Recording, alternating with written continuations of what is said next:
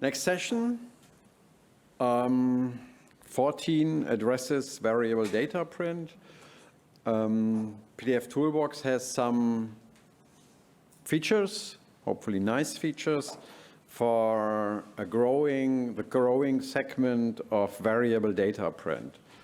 And I want to introduce you into these new features.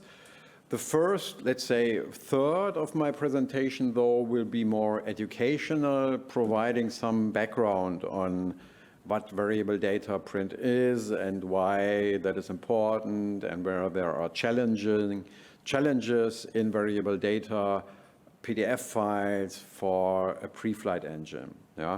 And then these things have to be understood in order to use the new features of pdfToolbox for variable data print PDF files. First slides, just briefly for the ones who don't know what variable data print is. So this is individualized communication. One example, marketing term, omni-channel marketing. Omni-channel marketing means or understands marketing as using several channels towards the customer, and the channel can be a newsletter or the website, or it can be print. And then an omni-channel marketing system would then be able to address and send data towards the customer via all of these channels, and then print is just one channel within this marketing system. Yeah. Example here, customer communications. One frequently used example, for instance, is you have a shopping cart and you have a shop, and then you have a shopping cart, and some potential buyer loads material into a shopping cart, but then doesn't buy. So, and then you could send him the very next day a postcard or something, of course individualized, and provide him with some discount options or whatsoever. Yeah? Or other highly individualized print products. This is an official sample file, pdfWRT sample file, just slightly adjusted to go on the screen. And then you have some template mechanism, which is filled with individual data. You have a town here. You have a name is calling you Samuel, is calling you Quinn, and some additional information and a different image. So such individualized print products are variable data.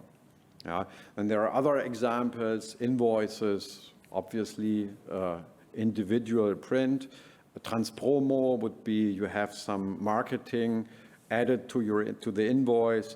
And then the growing market of label and packaging. So I know from when I watch what our OEM customers do, individualized print and individualized packaging, individualized label, these are definitely growing segments. Or tickets, of course, tickets have to be individual. Yeah.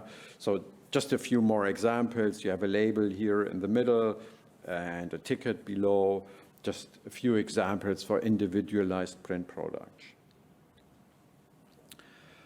Most of this is done using high-speed inkjet printing machines, which are pretty fast these days. So about walking, a fast walker can be as fast as these printing machines, and such machines are expensive and can only be used reasonably, meaning if you want, of course, to use these machines at full speed, which means, and which brings us to the topic of PDF in this context, which means you need to have PDF files that can be processed in the digital front end of the machine to be sent to the machine in print machine working speed. Yeah.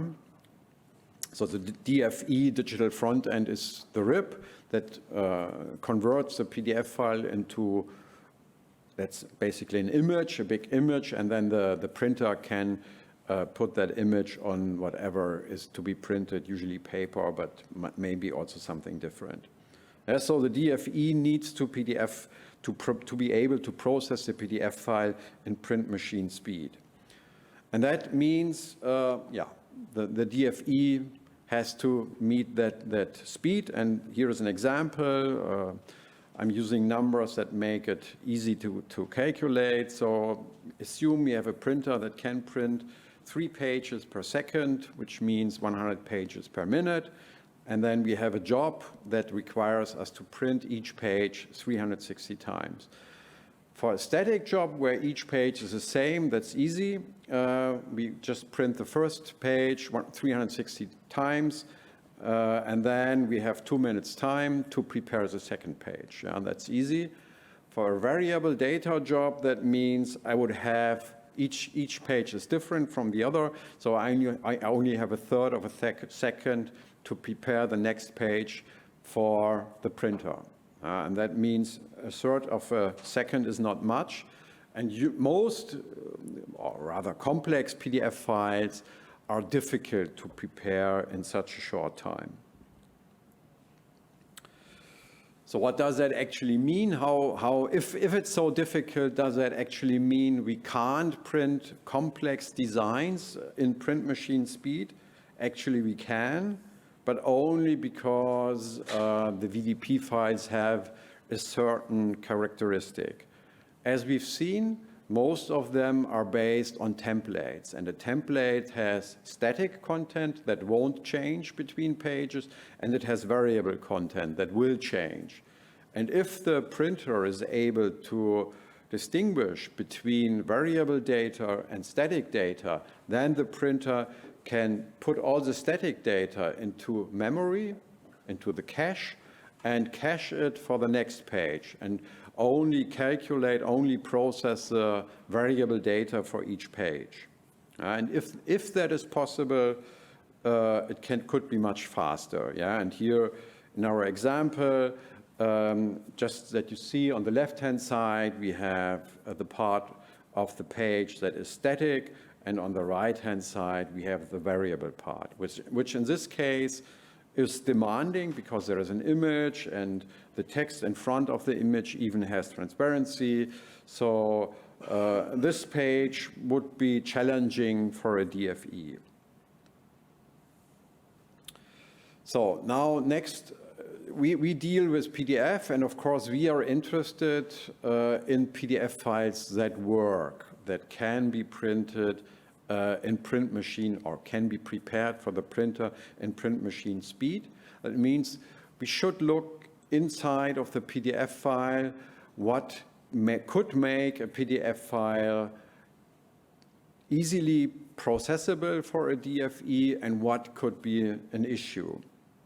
And the internal PDF mechanism that is being used for caching are form X objects, or X objects in general. X objects are any part of a content description, so the definition of objects, where they are on a page. There is in a PDF file, there's a content stream that defines that, and then you can encapsulate parts of the content stream into such form X objects. So these are then objects that can be reused on each page. So encapsulated parts of the content stream put into a form X object, and then that form X object doesn't change, and then on each page where you need it, you just reference that form X object. And then the cache can see, oh, okay, here is the same form X object again. I already have that in my cache, so I don't process it. I just put it onto the paper or the substrate as it is. Now, unfortunately, it's not that easy. And then let me say as a disclaimer, how the DFE works, of course, depends on the implementer of it. In these days, we mostly have, or there are quite a few. One is Harlequin, one is APPE from Adobe, and then there are others. How these DFEs work, or how the engine in these DFEs work, is different. But some general rules will always apply here. and I want to introduce you into two of them. First, self-contained Form X object versus not self-contained Form X object, and then transparency and overprinting. The problem with caching of Form X objects is that they are not always self-contained. So they may depend on context. And one example would be, I have a Form X object that just draws a line, and then before that Form X object is invoked, in the page content, the line width is defined. So for the first invocation, the line width would be, let's say, set to 1 point, and then the line would be drawn in the Form X object with a width of 1 point. And then on the next page, on the page, we set the line width to 5-point width, and then we invoke the same Form X object, and then the line would be drawn with a width of 5 point. Yeah, so that is an example that you would probably never find in a PDF file. No PDF generator would create such things, but this is just an example. Yeah? It may very well be that a Form X object depends on what has happened before on that page.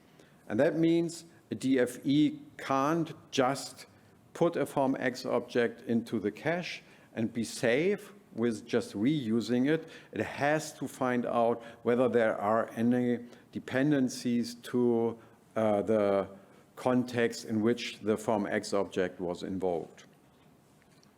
Yeah, and the problem is the DFE can only cache and Form X object if it is self-contained.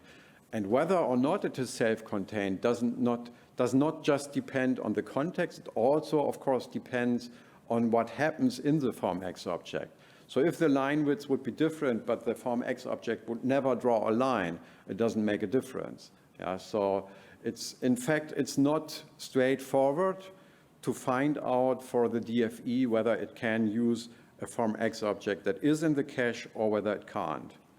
And even more difficult it is because it's not just graphics definition, it's also resources. A Form X object may have its own resources, but it may as well inherit resources from the page. So summary is there are several ways in which a Form X object may not be self-contained, and it's not straightforward for the RIP or for the DFE to find out whether it's self-contained or not.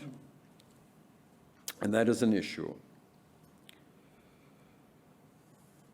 It would be nice if a Form X object would tell the DFE, I'm self-contained, so the only things that I'm using inside of myself are always the same. They don't depend on the context in which I'm invoked. Yeah? Or if they depend, the context is always the same. That would be nice. And in fact, it is possible to let a Form X object have that information. And that information would be the GTS encapsulated metadata entry that you can have in a Form X object. And Form X object may also say, I'm unique or I am reused. So I am used on several pages. Yeah? You may have that metadata. Unfortunately, usually you don't have it. Yeah? Most PDF creators wouldn't define this metadata. All this metadata has been specified in pdfWrt, the ISO standard for variable and transactional printing. So everything is defined there, but unfortunately it's in these days not frequently used. Another example is DPart structures where metadata could say, in our example, we have this brochure, and the DPart structure could say the brochure always consists of 4 pages. And then the DFE would at least know that it should compare, look for Form X object that repeat on the first and on the 5th and on the 9th and so forth page. Yeah? So then it would know which pages correspond to each other, which would make the life of the DFE easier. Yeah, that's that. So, and for us as a provider of software, of course, this is at least partly call to action. So, and we will later see what that means for us and what we have done in pdfToolbox 14 in order to deal with this situation. And the other thing, and that is just one slide, is transparency and overprint. A Form X object may also interact with other content on the same page by means of transparency and overprint. Yeah? So if my Form X object uses transparency and the transparency uses at some text or so, then of course the transparency, or let's say a shadow. So let's have a look at this page here. Actually, here behind Big Sur has a small shadow. Yeah. And the next page is Chicago, and it's obvious that the shadow needs to interact with the background, which unfortunately is a variable here too. Yeah. So and there always is an issue if you have transparency at a variable object and that interacts with static objects. That is basically what is said here. Yeah. Conclusion, a DFE should be able to determine, so in order to meet print machine speed, yeah, it's not easy. DFE can easily be the bottleneck, so the print machine is really, really fast, but it needs to wait for the DFE to provide data. We have in our research, we've seen one example from a customer where each page processed 30 seconds, each page 30 seconds. And that was just because there were 2 cut marks on each page. One cut mark in the background, just the cut mark in a Form X object on the background, and in front of that Form X object, there was a real Form X object with lots of content, including transparency. And then there were more cut marks. Yeah, so we had cut marks in the background and cut marks in the foreground in 2 Form X objects. Unfortunately, the foreground cut marks were slightly smaller than the ones in the background, and that meant it was impossible for the DFE to cache anything. It were 2,400 pages, and each page took 30 seconds, which is a complete disaster for a high-speed inkjet printing machine. And if you would just remove the background Form X object, it would process the first page in 30 seconds still, second page, which is just the back side, again 30 seconds, and thereafter only below 1 second per page, because then there was only the address changing on each page, then caching came into play, and then it went as it should. Yeah. Anyway, so it's important for a DFE to be able to cache stuff, and then that means in order to enable the DFE to do so, interactions between static and variable content should be avoided. If possible, overlapping at all, but at least overprint and transparency. It also means variable content should be placed after the static content, and pdfVT metadata is desirable. So that kind of is my conclusion to this educational part, background part of this presentation. To be also clear, of course, nobody really suggests that a designer should look into rules and limit his or her creativity to what could enable the DFE to process the PDF page. Yeah? Designers won't do that, and nobody asks designers to do so. But for the ones who are really interested into that, there are 2 recently published leaflets from the PDF Association with further details on this topic and more concrete suggestions.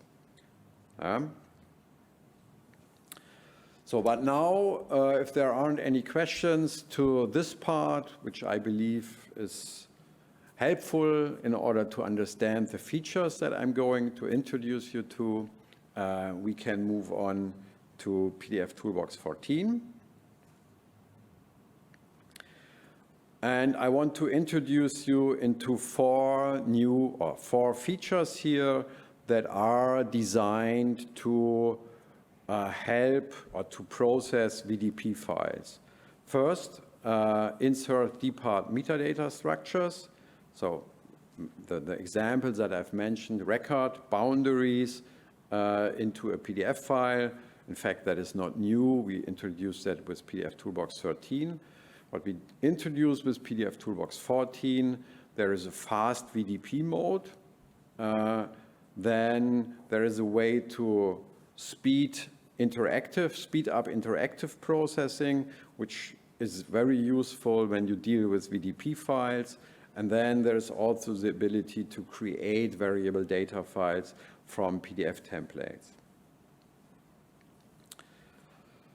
So this first feature is more a recap, quite short, introduced in pdfToolbox 13. As we have heard, VDP data usually has records, and the record may consist of, if you have a postcard, forefront and backside, so 2 pages. So the record boundary would there be 2 pages. A brochure might have 4 or 6 or 8 pages, so then the record boundary would be after every 6 page. Yeah? And then you can insert such DPart metadata structures into a PDF file via a quick fix, insert DPart structure.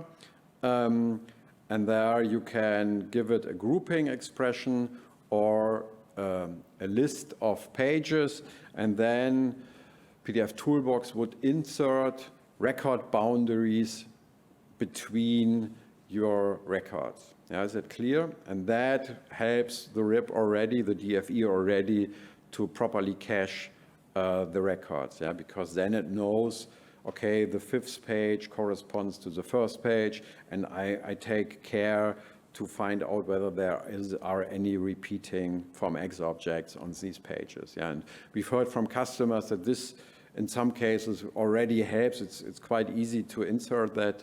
It goes quite fast, and already helps to improve performance.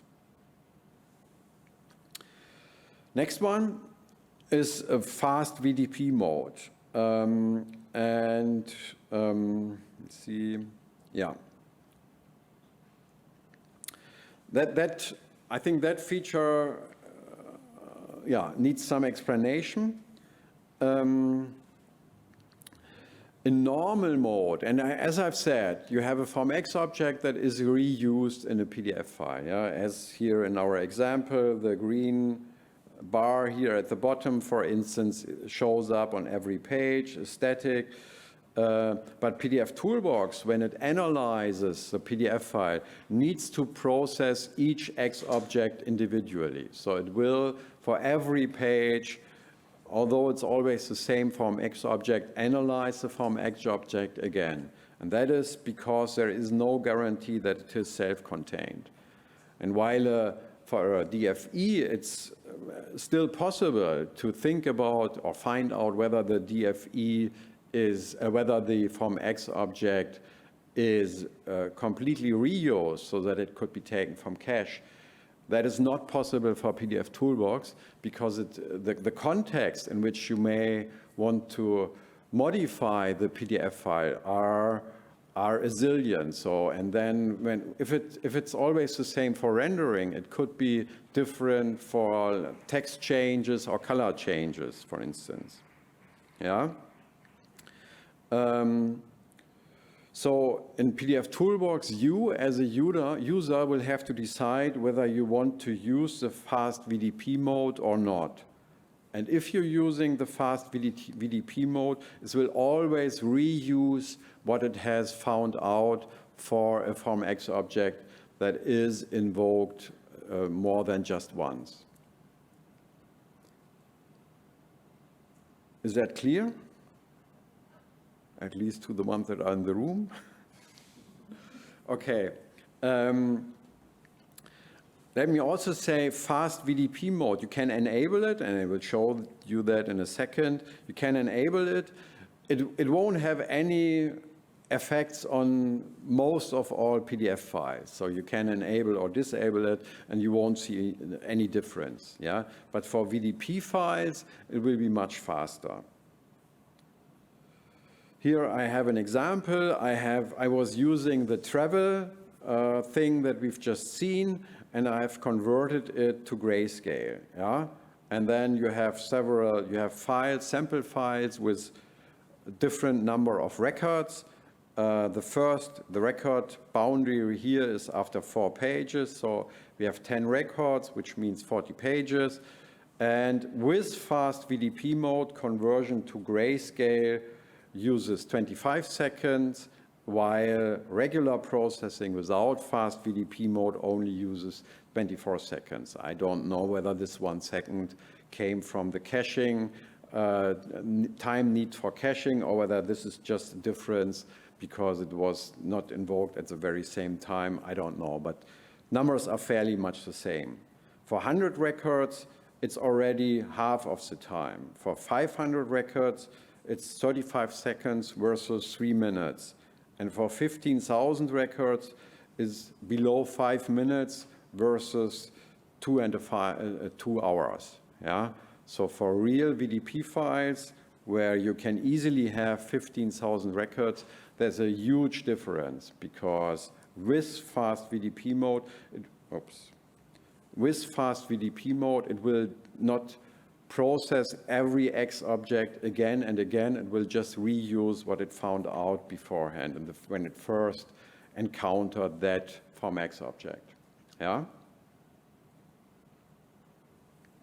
Same for just a check. So I was just using isCheck, and then for the 1,000 record files, it used 12 seconds with fast VDP mode and 5 minutes, above 5 minutes in regular mode.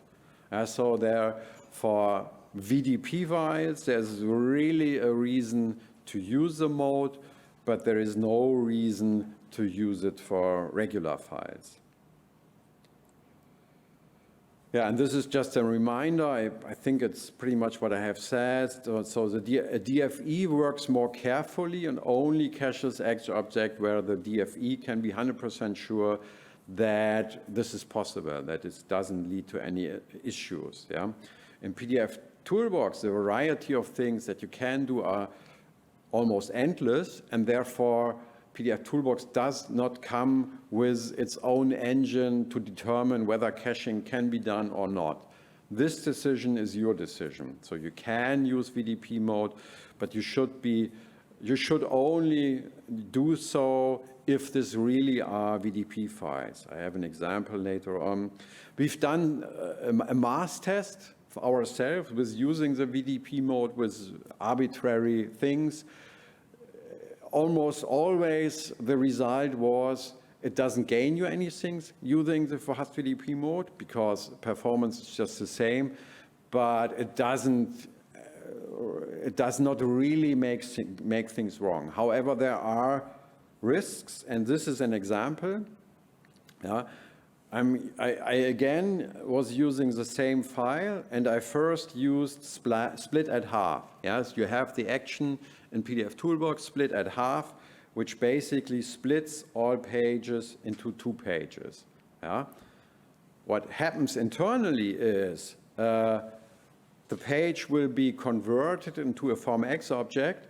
On the first page, you place the left side, the left part of that form X object. On the second page, you would place the same form X object again, but the other half of it. Does that make sense? So I have 1 page, and then I split it in 2 pages, and both pages use the same form X object, the first page, the left-hand side, the second page, the right-hand side. And then I use remove object outside page area. What it will do on the first page, it will remove everything that is outside of this form X object, which then means on my second page, where the same form X object is used, it will have removed all the content that wasn't visible on the first page, and therefore my result would look like this. Yeah, the first page is okay, the second page misses lots of the content, and for the third and fourth page, again.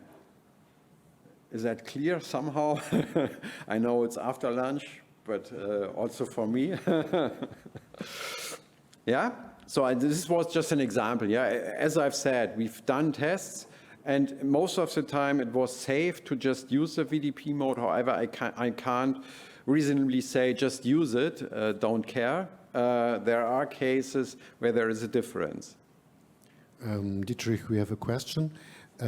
A customer from the world asks if we have a sample file with variable data, so something to play around with. Yeah, if we can provide that somewhere. No, you can find that on the PDF Association website, calpoly files, C-A-L-P-O-L-Y. calpoly is a university or something. pdfToolbox sample files. This is one of the pdfToolbox sample files that I'm using. If you can't find them, drop me an email.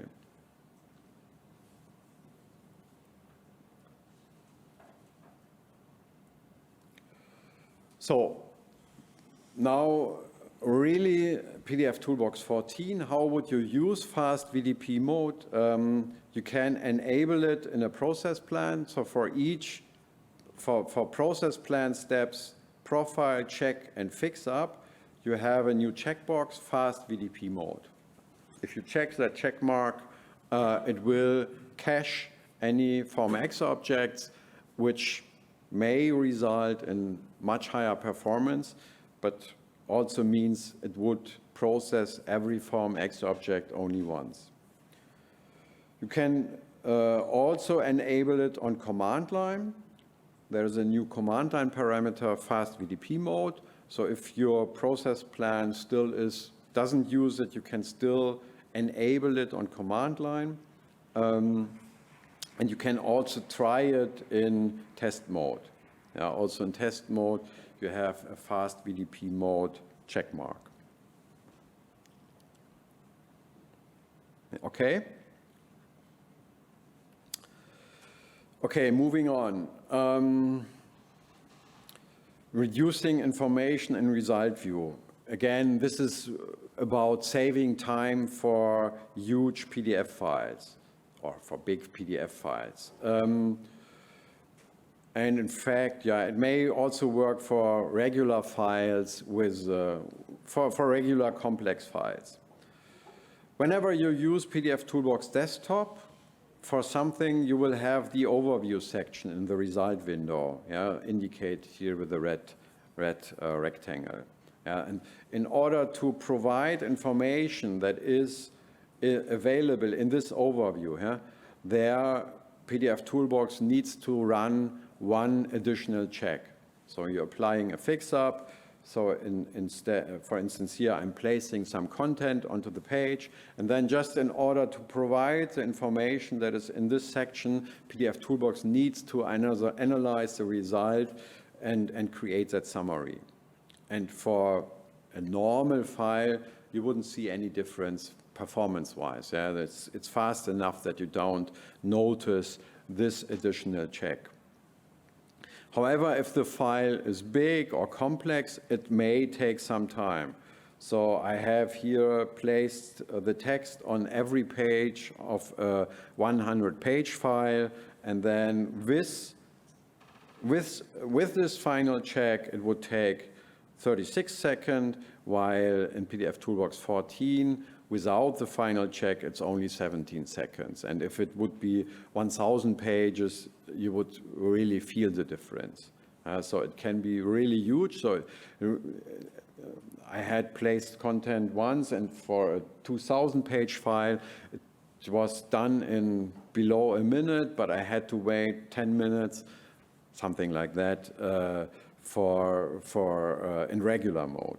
Yeah, so it's can be significant, and you can enable that. Oh no, in pdfToolbox 14, it's implemented so that in a process plan, so if you're using a process plan, And the last step is not a profile, a check, or a fix-up. Then this overview will automatically skip. Yeah, so it will be faster without you doing anything.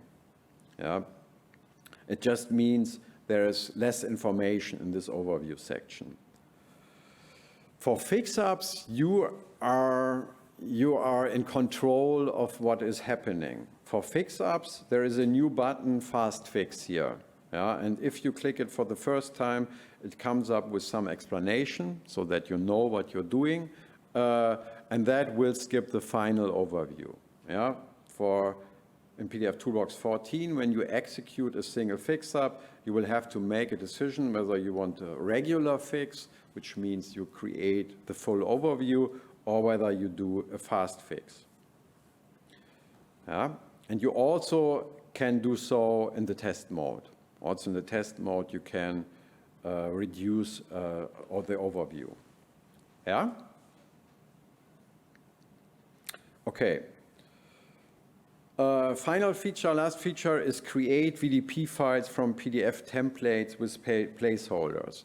So just a reminder, we have PDF chip that would allow you to create VDP file, and in PDF chip, you are able to change whatever you want. So you have full control using the HTML and JavaScript engines in PDF chip.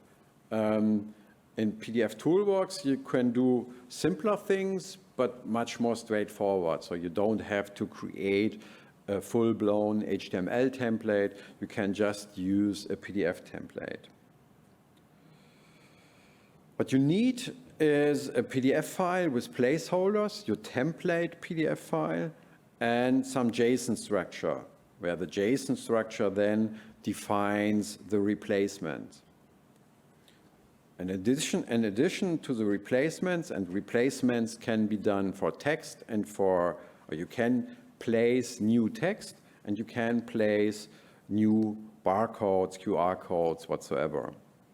In addition to that, you can specify font locations. And if you remember the very first session this morning, I already said that we will find the same text replacement engine later on today, and that this is the very moment we do so.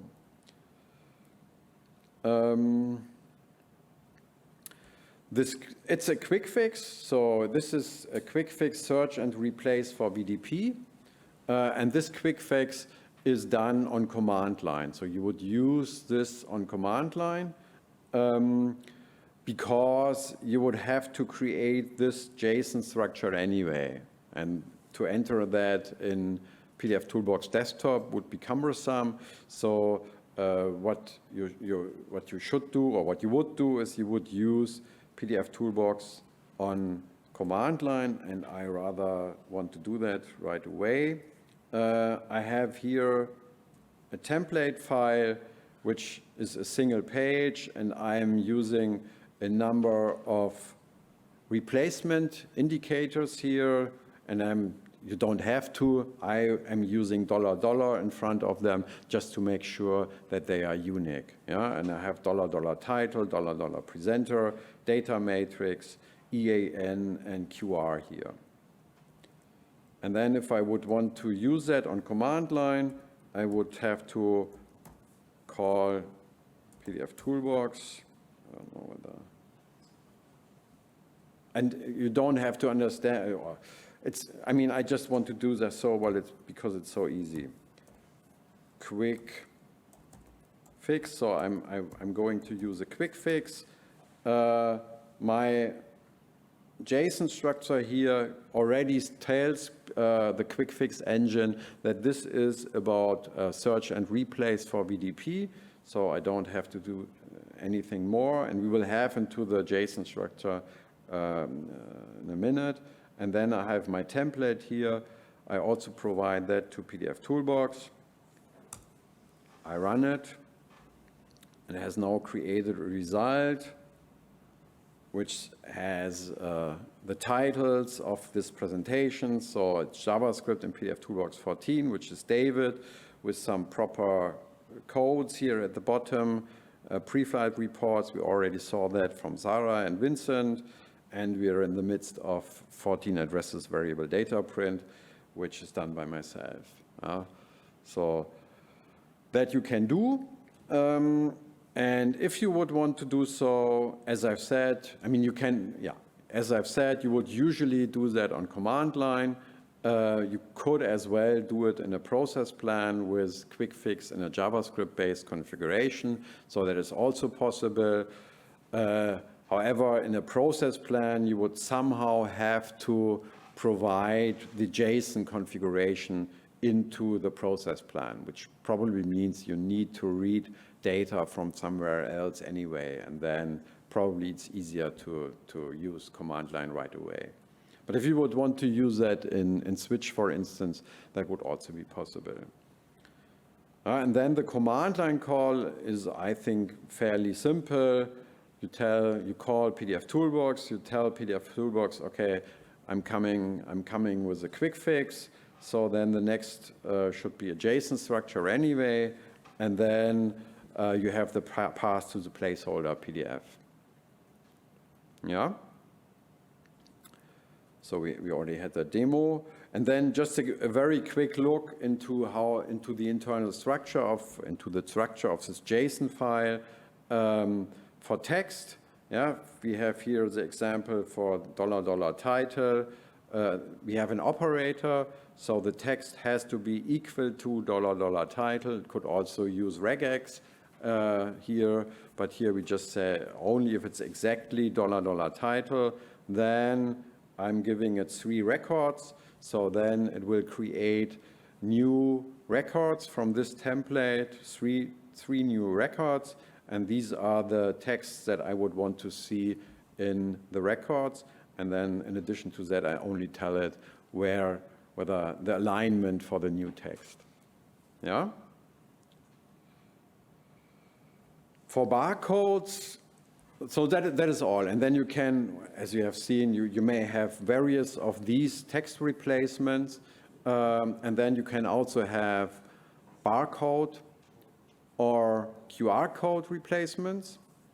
And there it starts in the very same way. There is an operator equal to, search for some keyword, then I have my records. If it would be 4 records now, it will start over for the other record where 1 would then be missing. Yeah? So if I have 3 records for 1 replacement and 4 for the other replacement, it would start over for the one that only has 3.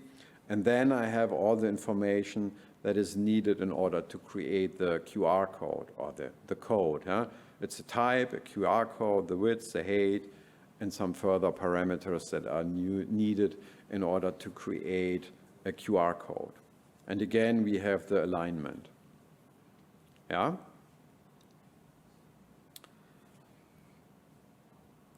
And then there's only one additional thing. I also need to specify font locations. As I've said in the morning, my template most probably doesn't have all the characters that I need. Yeah? So most probably it has for title only a capital T, an I, a T, an L, and an E. Yeah?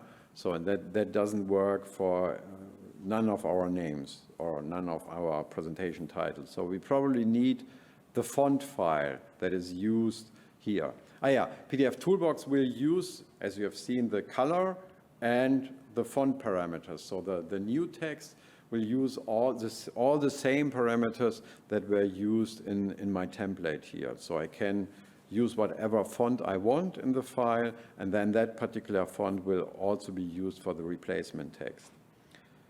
And then if I need additional characters, which will be the case most of the time, I need to tell pdfToolbox where to find the complete font. Yeah? And then I have the ability to specify several font locations, either it's next to the template file or in a subfolder, my system folders, or a custom font path, search path. Yep.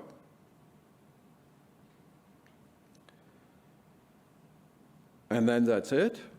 So these are the Features: insert DPart structure, fast VDP mode, reduce information and result overview, and create VDP files. One more thing. There's one more slide which has the subtitle VDP features not in pdfToolbox 14. There's only one? No, there's only one on my slide here. This is a question to you, kind of. I told you about the one page, the PDF file that we had and during our research and investigations, where the original file took roughly 30 seconds to process per page. We've done some prototyping and we're able to come up with a result file where the first 2 pages, meaning all pages in the first record, still use 30 seconds, but thereafter we needed for the remaining pages below 1 second, so exactly what you want to have. Yeah, we've specified an algorithm. I had hoped that we would have that in the 14.0 release. It's not there, but I can also say I'm not fully sure how many real-world PDF files could be improved by this algorithms. So if you are aware of a PDF file, a VDP file that has performance issues and where you would expect that beginning with the second or third record, the machine runs faster, but it doesn't. It would really be great if you could provide them to us. Yeah? That would help us to build something into our engine, of course, under NDA. Yeah, and then that is really the end of my presentation.